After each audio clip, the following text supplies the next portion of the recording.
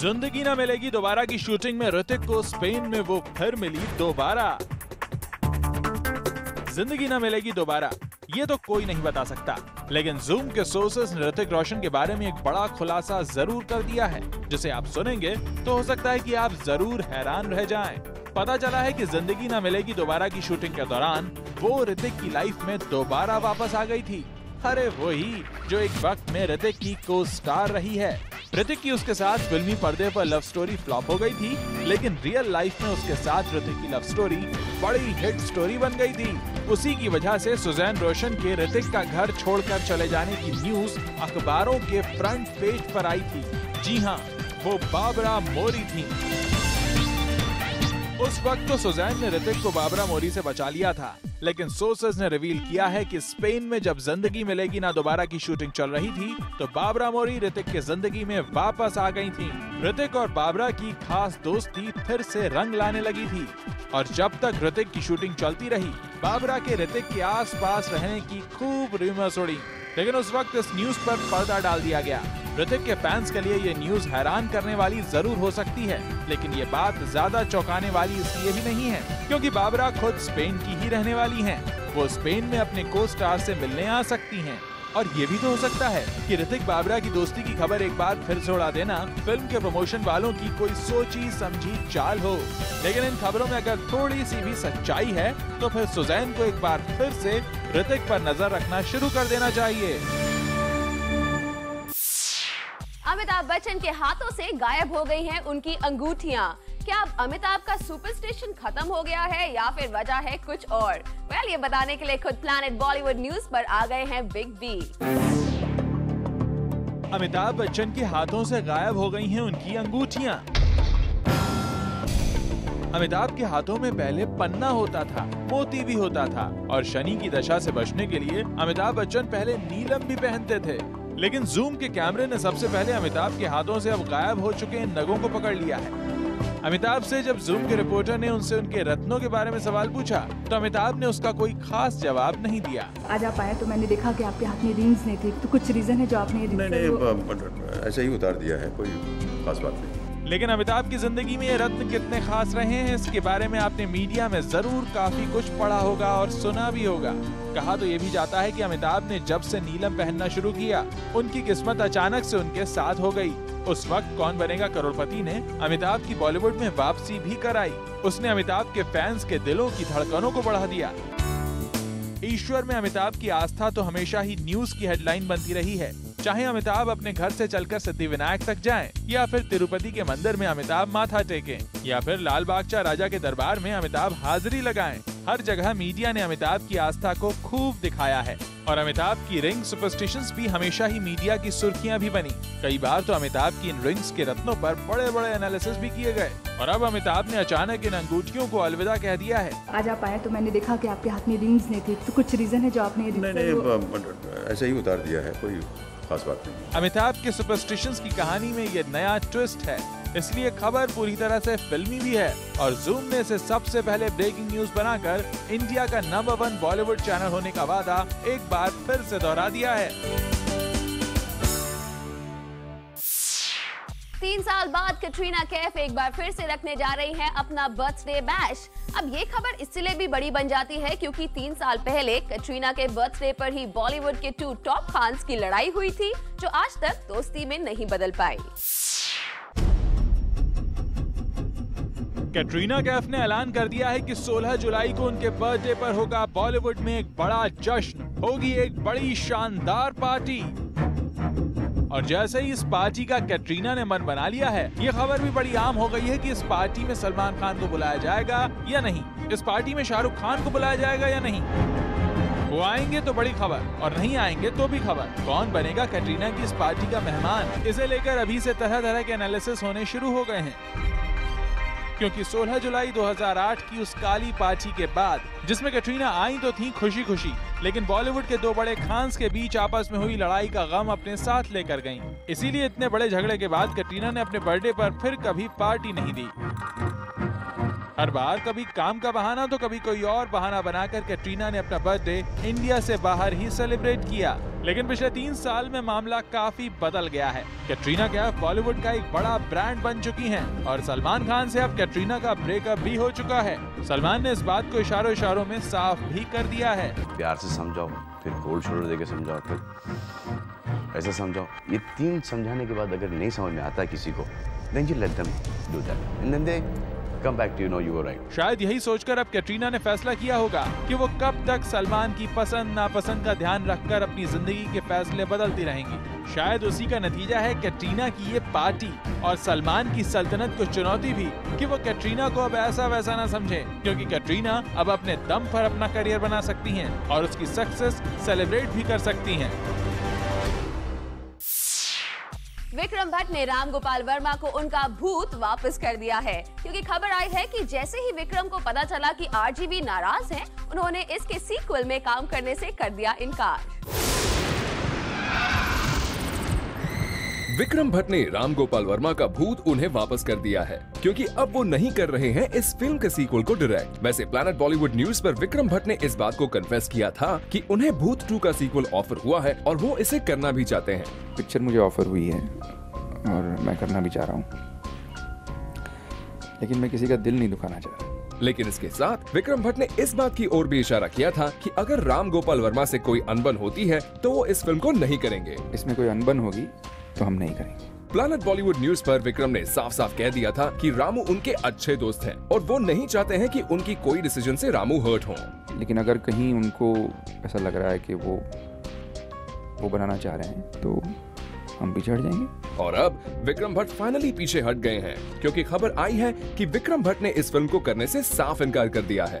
दरअसल हुआ यूं कि जैसे ही मीडिया में ये खबर आग की तरह फैली कि भूत का सीक्वल विक्रम भट्ट डायरेक्ट करेंगे, तो राम गोपाल वर्मा को आग लग गई। उन्होंने अपने दिल की भड़ास सोशल नेटवर्किंग साइट पर कुछ इस तरह निकाली।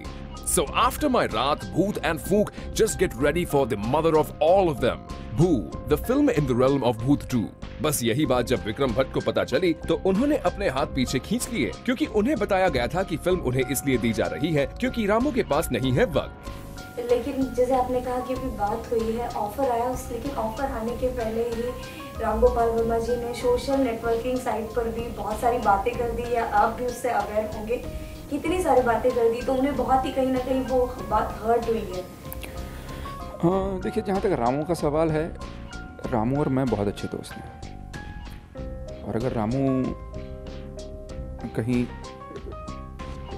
और मुझे जो बताया गया ये है कि रामू के पास अभी इतना सारा कुछ कर रहे हैं वो कि उनके पास वक्त नहीं है। लेकिन जैसे ही रामू ने सोशल नेटवर्किंग साइट पर अपने दिल की भड़ास निकाली, वैसे ही विक्रम भट्ट ने रामू का भूत उन्हें वापस कर दिया। लेकिन हॉरर फिल्मों में रामू के डूबते करियर को देखते हुए क्या प्रोड्यूसर नितिन मनमोहन इस फिल्म को रामू को ऑफर करेंगे? वेल, ये जानने के लिए आप देखते रहिए planet Bollywood news. Now we show you the latest pictures from Bollywood in Pics. Bollywood की गलियों से छिपते छिपाते हम आपके लिए लेकर आए हैं लेटेस्ट पिक्चर्स फ्रॉम बॉलीवुड। तो शुरुआत करते हैं रणवीर सिंह की इस पिक्चर से। ये है रणवीर सिंह का look film ladies versus Ricky Bahl के लिए। इस तस्वीर में रणवीर ने पहना है एक kurta and he is looking very odd in this dress up. Well, अब आप देखिए कंगना रनौत की इस पिक्चर को, जिसमें वो है न्यूयॉर्क में, लेकिन ये रियल न्यूयॉर्क नहीं बल्कि मुंबई फिल्म सिटी में बनाई गई न्यूयॉर्क की लोकेशन है। दरअसल कंगना कर रही है आई लव न्यूयॉर्क फिल्म में काम, और ये है उस फिल्म के सेट्स की पिक्चर। वेल, कंगना के बाद अब जरा आप प्रीति जिंटा की इस तस्वीर पर नजर डालिए। इस तस्वीर में Preeti is not looking good at all. From Preeti, now we move on to Bipasha Basu, who is looking extremely good in this white sari. और जाते जाते हम आपको छोड़ जाते हैं मल्लिका शेरावत की इस पिक्चर के साथ, जिसमें वो कर रही हैं एक स्मॉल स्क्रीन शो में perform. All is not well with veteran actor Om Puri, क्योंकि ओम पुरी की ex wife Seema Kapoor and present wife Nandita के बीच में कल रात जमकर हुआ झगड़ा इतना बढ़ गया कि अब केस पुलिस तक पहुंच गया है। वेटरन एक्टर ओम पुरी की लाइफ एक बार फिर लाइमलाइट में आ गई है और इस बार भी फॉर द रॉन्ग रीजंस, क्योंकि खबर आई है कि ओम पुरी की एक वाइफ सीमा कपूर ने उनकी प्रेजेंट वाइफ नंदिता के अगेंस्ट ओशिवारा पुलिस स्टेशन में कंप्लेंट फाइल की है। दरअसल हुआ यूं कि ओम पुरी अपनी प्रेजेंट वाइफ नंदिता से बहुत परेशान है, खास करके इस बात से कि नंदिता ने उनकी काम वाली बाई के साथ फिजिकल रिलेशनशिप्स की बात अपनी बुक में लिखकर पूरी दुनिया को बता दी। वेल, ओम पुरी की काफी वक्त से अपनी प्रेजेंट वाइफ नंदिता से भी नहीं बन पा रही थी और इसीलिए वो अपनी एक्स वाइफ सीमा कपूर के घर ओशिवारा रात को उनसे मिलने चले गए। लेकिन जैसे ही नंदिता को इस बात का पता चला, वो अपनी 2 सहेलियों के साथ सीमा कपूर के घर में आ धमकी। वहाँ दोनों वाइफ्स के बीच काफी कहासुनी हुई। बात इतनी बढ़ गई कि एक्स वाइफ सीमा कपूर ने नंदिता के खिलाफ ओशिवारा पुलिस स्टेशन में कंप्लेंट तक दर्ज कराई। वेल, खबरों की माने तो नंदिता ने भी सीमा कपूर के अगेंस्ट बैक कंप्लेंट दर्ज कराई है। आपको इस खबर में हम ये बता दें कि ओम पुरी की अपनी प्रेजेंट वाइफ नंदिता दास के साथ काफी वक्त से रिश्ते अच्छे नहीं चल रहे हैं और इसकी वजह वही कंट्रोवर्सी मानी जा रही है जिसमें नंदिता ने ओम पुरी के मेड के साथ सेक्स के सीक्रेट को सबके सामने रिवील कर दिया था। कैंसर चैरिटी के लिए रिसेंटली मुंबई में हुआ एक फैशन शो जिसमें विवेक ओबरॉय से लेकर काजोल तक बॉलीवुड के कई टॉप स्टार्स ने किया रैंप वॉक और हम आपके लिए लेकर आए हैं इस रैंप वॉक के कुछ खास visuals. Vivek Oberoi, Kajol, Madhu, Riya Sen and many other celebrities walked the ramp on Saturday night for cancer patients. Shaina NC and Manish Malhotra के गेटअप में ये सेलिब्रिटीज उतरे रैंप पर for a charitable cause. Kajol, जो कि बहुत कम functions में आती है, said it was this special and noble cause, जिसकी वजह से उन्होंने फैशन शो में हिस्सा लिया। Cancer is a very scary word. It's frightening, and the people who face it every day are truly brave and are truly survivors of the final kind. So hats off to them and I'm here for them. वैसे काजोल ने stage पर पहले ही clear कर दिया वो ज्यादा functions में नहीं जाती क्योंकि उनकी फैमिली उनके लिए सबसे इम्पोर्टेंट है and she tries to spend as much time with them. लेकिन since this was a special cause, she made an exception. वहीं विवेक ओबेरॉय इसके साथ कई सालों से जुड़े हैं and for the past many years he has been actively working towards the cause of cancer patients. It's a matter of immense thanksgiving and gratitude that I feel within to have been a part of an organization that in the last 9 to 10 years has helped in healing more than 200,000 patients that have not been able to afford treatment for themselves. झिलमिल करते designer outfits पहने इन celebs ने कई चेहरों पर मुस्कुराहट लाई and yes, they made a big difference in many people's lives. Well, for more fashion updates of this fashion show, watch Be tonight at 10 p.m. Ranbir Kapoor नहीं चाहते कि फिल्म रॉकस्टार में नरगिस की वॉइस हो डब और इसके लिए वो इम्तियाज अली से आर्गुमेंट भी कर रहे हैं। लेकिन रणबीर ऐसा क्यों नहीं चाहते? We have all the details. भले ही कैसानोवा रणबीर कपूर आजकल एंजेला जॉनसन के साथ थिएटर में नाइट शो देख रहे हों, लेकिन फिर भी अपनी रॉकस्टार की कोस्टार नरगिस फाखरी के लिए उनका पोजीशन कुछ कम नहीं हुआ है। सोर्सेज से पता चला है कि रणबीर नहीं चाहते हैं कि फिल्म में नरगिस की आवाज की डबिंग हो। इसके लिए तो उन्होंने फिल्म के डायरेक्टर इम्तियाज अली से भी आर्ग्यूमेंट कर डाला। दरअसल नरगिस की हिंदी अच्छी नहीं है, इसीलिए इम्तियाज चाहते थे कि नरगिस की आवाज की डबिंग हो, लेकिन रणबीर ने साफ मना कर दिया। लेकिन सबसे बड़ा सवाल ये है कि रणबीर ने ये जिद क्यों पकड़ी हुई है? प्लैनेट बॉलीवुड न्यूज अपनी इस खबर में आपको देने जा रहा है इस सवाल का जवाब भी। दरअसल अगर फिल्म में नरगिस की आवाज की डबिंग हो जाती तो उन्हें कोई भी नेशनल और रिनाउंड अवार्ड नहीं मिल पाएगा, क्योंकि रूल्स और रेगुलेशंस के अकॉर्डिंग नेशनल अवार्ड्स जैसे पॉपुलर अवार्ड्स उन एक्ट्रेसेस की परफॉर्मेंस को कंसिडर नहीं करते जिनकी आवाज की डबिंग की गई हो। रणबीर नहीं चाहते कि नरगिस के हाथ से नेशनल अवार्ड मिलने का कोई भी चांस खिसक जाए, बस इसीलिए वो कर रहे हैं इम्तियाज को फोर्स नरगिस की ओरिजिनल वॉइस ही यूज करने के लिए। रणबीर इतनी केयर तो आपने कभी कटरीना और दीपिका के लिए भी नहीं दिखाई। नरगिस में ऐसी क्या बात है जो उनके लिए आप इम्तियाज से भी आर्ग्यूमेंट कर रहे हैं? जब नेक्स्ट टाइम किसी इवेंट पर आप हमें मिलेंगे तो इस सवाल का जवाब जरूर दीजिएगा। नील नितिन मुकेश के आसिन से लिंक अप की कई खबरें आई, लेकिन प्लैनेट बॉलीवुड न्यूज पर आकर नील अपने आप को बता रहे हैं absolutely single and yes, ready to mingle as well. Well, the fact remains that I am single. All the lovely ladies out there, please get this very clear that I am single. and pretty much ready to mingle. Pretty much ready to mingle. Yes, this is what Neil Nitin Mukesh has to say about his relationship status. जी हाँ, media में पिछले कई दिनों से चाहे नील और असीम के juicy linkup की खबरें कितनी ही गर्म क्यों ना हो, लेकिन नील की माने तो वो परफेक्टली सिंगल हैं। Well, the fact remains that I am single. All the lovely ladies out there, please get this very clear that I am single. And pretty much ready to mingle. इतना ही नहीं, नील ने तो ये भी कहा है कि फॉर्चुनेटली और अनफॉर्चुनेटली जो भी रूमर्स हैं, वो उनको लाइमलाइट जरूर देते हैं। तभी तो उन्होंने अपने रिलेशंस को एक मिस्ट्री ही बनाकर रखा है। Fortunately, there are rumors. Unfortunately, there are rumors. But what I like best is the mystery that surrounds around me. And I like to be that man. वैसे नील ने प्लैनेट बॉलीवुड न्यूज को पहले बताया था कि वो प्यार को खोज रहे हैं। मैं बस इतना ही चाहूँगा कि जो भी आए ऑनेस्टली दिल से मुझे चाहे, मुझे बेहद प्यार करे, क्योंकि मैं एक ऐसा बंदा हूँ कि मैं बहुत बहुत दिल से प्यार कर सकता हूँ एक किसी को, और मैं चाहता हूँ कि मैं किसी एक पार्टनर के साथ हूँ जो मुझे प्यार करे। और असन भी यही कहती है कि she is looking for love. I think every human being is, so definitely. But I would like to keep that private, yes. लेकिन लगता है कि अपनी रिलेशनशिप की मिस्ट्री बनाकर नील को कुछ ज्यादा ही लाइमलाइट मिल रही है।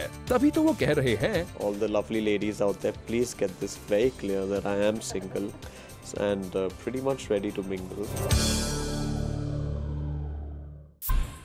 दीपिका और सोनम की कैट फाइट की खबरें तो आपने सुनी होंगी, लेकिन दोनों ने एक दूसरे को मीडिया में प्रेज भी किया है। तो क्या दोनों आपस में दोस्त हैं या फिर दुश्मन? Let's see in our next story.